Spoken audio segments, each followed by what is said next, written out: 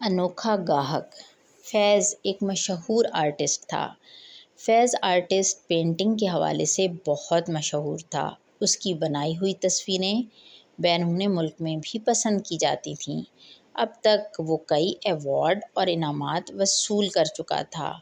Painting کی دنیا میں ہر طرف اس کا شہرہ تھا۔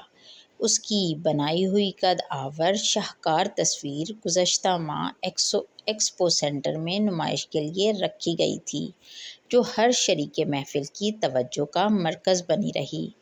آج اسے صوبان فوڈ پروڈکٹس کی طرف سے فون موصول ہوا۔ وہ اپنی مصنوعات کی تشہیر سے متعلق تصاویر بنوانا چاہتے تھے۔ فیض صاحب کی آفس میں کل کی میٹنگ طے ہو گئی۔ مجھے احمد کہتے ہیں، احمد صاحب نے اپنا تعارف کرواتے ہوئے کہا۔ صوبان فوڈ پروڈکٹس کے شعبہ اشتہارات کے مینیجر تھے۔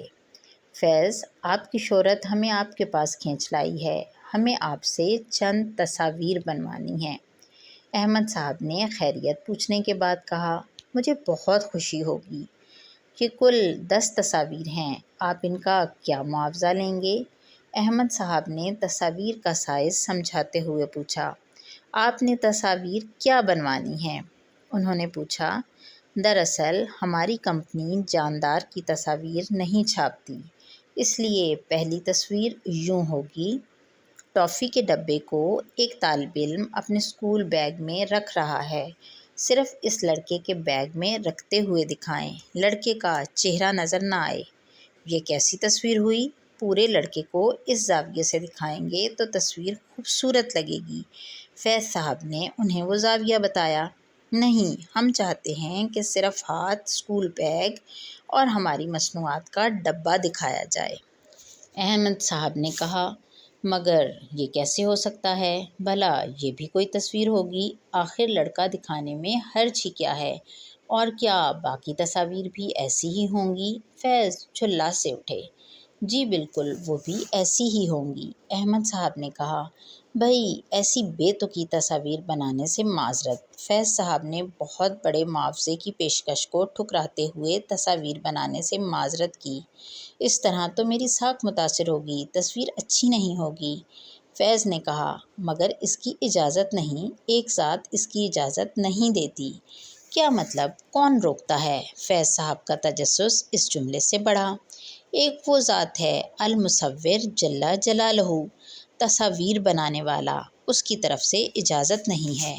احمد صاحب نے کہا، آپ مجھے الجھائے جا رہے ہیں، ذرا تفصیل سے بتائیے، آپ کہنا کیا چاہتے ہیں؟ آخر اس میں کیا قباحت ہے؟ یہ پہلے انوکھے اور منفرد گاہک تھے جنہوں نے فیض جیسے بڑے آرٹسٹ کو جھنجھلا کر رکھ دیا، وگرنہ جو کوئی آتا وہ فیض کے آئیڈیے اور ہدایت پر عمل کرتا۔ تو فیض صاحب، جاندار کی تصاویر بنانے کی قباحت سنیے۔ اللہ تعالیٰ جو المصور جل جلالہ ہے، اس نے اربوں خربوں انسانوں کو پیدا کیا ہے۔ کسی ایک کی صورت دوسرے سے نہیں ملتی۔ یہ قدرت کا کمال صرف ایک اللہ کے پاس ہے، جس میں اس کا کوئی شریک نہیں۔ جس طرح کسی کے لیے تکبر کرنا جائز نہیں، اس لیے کہ بڑائی صرف ایک اللہ کی صفت ہے، اسی طرح جانداروں کی تصویر سازی بھی کسی دوسرے کے لیے جائز نہیں، کیونکہ کسی جاندار کی تصویر بنانا اللہ تعالیٰ کی اس مصوری والی صفت میں شریک ہونے کا دعویٰ ہے۔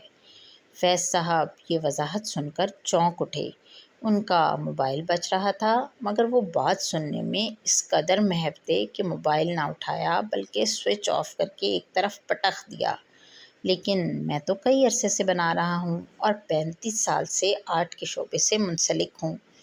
انہوں نے اپنے شعبے کی وضاحت کی۔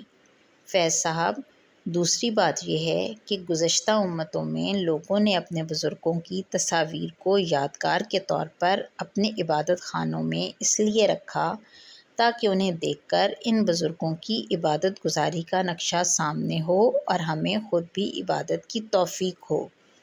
لیکن آہستہ آہستہ ان لوگوں کی اولادوں نے ان تصویروں کو ہی خدا مان لیا اور ان تصاویر کی بت پرستی شروع کر دی۔ چونکہ یہ تصاویر بت پرستی کا ذریعہ تھیں اور اللہ تعالیٰ اپنی عبادت میں کسی دوسرے کی شرکت کو پسند نہیں کرتا، جس طرح بت پرستی حرام ہے، اسی طرح وہ چیزیں جو بت پرستی کا ذریعہ بنے انہیں بھی حرام کر دیا۔ جیسے سود حرام، اسی طرح سود کا ذریعہ بننے والی چیزوں کو بیچنا، خریدنا، اس کا حساب لکھنا پڑھنا سب حرام۔ فیض صاحب ٹکٹکی باندھے سنے جا رہے تھے۔ یہ سب باتیں ان کے لیے نئی تھیں۔ سر، ایم ایس گارمنٹس کے مینیجر آپ سے ملنا چاہتے ہیں، ایک ملازم نے اندر داخل ہوتے ہوئے فیض صاحب سے کہا۔ انہیں باہر بٹھائیں، میں کچھ ضروری باتوں میں ابھی مصروف ہوں۔ فیض صاحب نے ملازم کو جواب دیتے ہوئے کہا، جی آپ بتائیے۔ یہ سب باتیں میرے لیے نہ صرف نئی بلکہ حیران کن ہیں۔ تیسری بات یہ ہے کہ اللہ تعالیٰ کے فرشتوں کو تصویر اور کتے سے نفرت ہے۔ جس گھر میں یہ چیزیں ہوتی ہیں تو اس میں رحمت کے فرشتے داخل نہیں ہوتے، اور جاندار تصویر کے سبب اس گھر کی تو نورانیت اور برکت مٹ جاتی ہے۔ رحمت کے فرشتے نہ آنے کی وجہ سے شیاطین انہیں گھیر لیتے ہیں۔ اف خدایا، میرے گھر اور آفس میں تو، وہ کہتے کہتے رک گئے۔ ایک حدیث میں آیا ہے کہ رسول اللہ صلی اللہ علیہ وسلم نے فرمایا، سب سے زیادہ سخت عذاب میں اللہ تعالیٰ کے نزدیک قیامت کے روز تصویر بنانے والے ہوں گے۔ ایک دوسری حدیث میں تصویر بنانے والوں پر رسول اللہ صلی اللہ علیہ وآلہ وسلم نے لعنت فرمائی ہے۔ افسوس، اے خدایا، آج تک میں لعنت کا مستحق رہا۔ میرا تو روزی کا ذریعہ ہی یہی ہے، اب میں کیا کروں؟ فیض نے کہا، روزی کا ذمہ ایک اللہ تعالیٰ نے لیا ہے۔